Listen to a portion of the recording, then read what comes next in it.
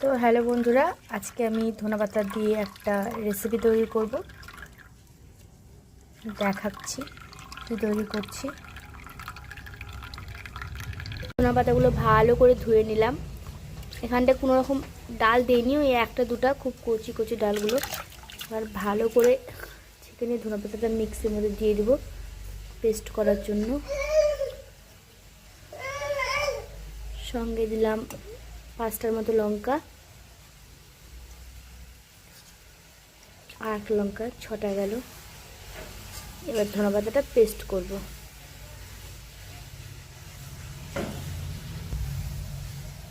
এই যে এখানে আমি, এই যে সোনা বাবা বদলা, একটু উমা দিয়ে দাও তো, উমা দিয়ে দাও সবাইকে, উমা দিয়ে দাও। দিবা না, কেবলই ঘুম থেকে উঠলো সে দিবে না।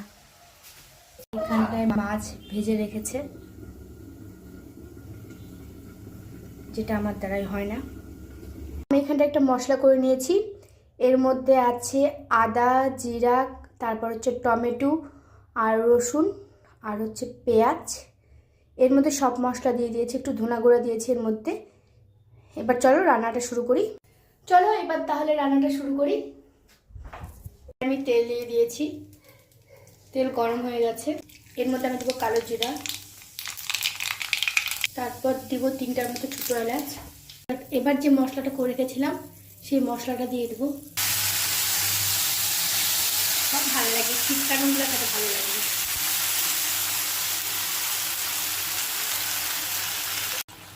তো আমি এবার এর মধ্যে একটু লবণ দিয়ে দেবো। ওই মশলাটার মধ্যে সব দেওয়া ছিল, হলুদ টলুদ সব দেওয়া ছিল, সব মশলা দেওয়া ছিল, কিন্তু লবণটা দেওয়া ছিল না। প্রথমে অল্প করেই লবণটা দেবো।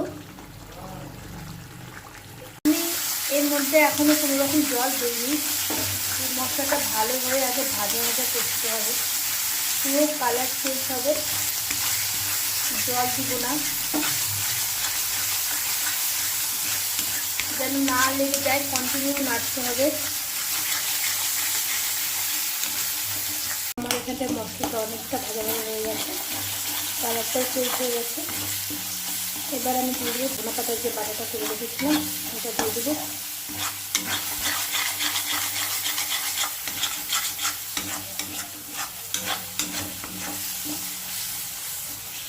এবার আমি এর মধ্যে দিয়ে দেবো ধনেপাতা পাতা। আমি একটু জলটা বেশি দিয়ে ফেলেছি বাটার সময়।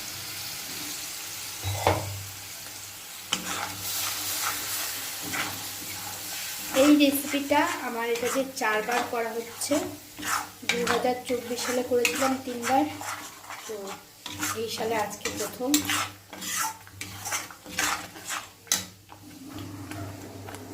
এখানে মশলাটা আমার অনেকটা হয়ে গেছে।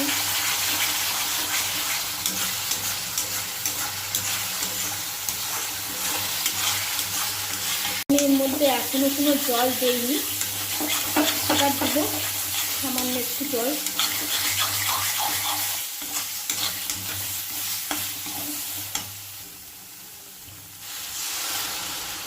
যেহেতু এটা কালিয়া টাইপের হবে সেই জন্য সামান্য একটু অল্প জল দেবো, বেশি জল দেবো না। অল্প একটু,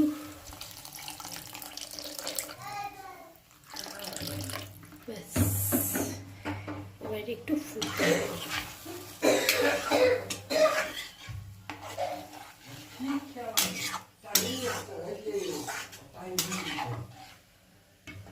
এটা আমার অনেকটা হয়ে এসেছে। এবার আমি মাছগুলো দিয়ে দেবো। ঠিক আছে, আমার এখানে ঝোলটা হয়ে গেছে, আমার এখানটায় মাছটা হয়ে গেছে। এবার আমি নামিয়ে নেব। রেডি আমার ধনেপাতা বাটা দিয়ে কাতলা মাছের কালিয়া।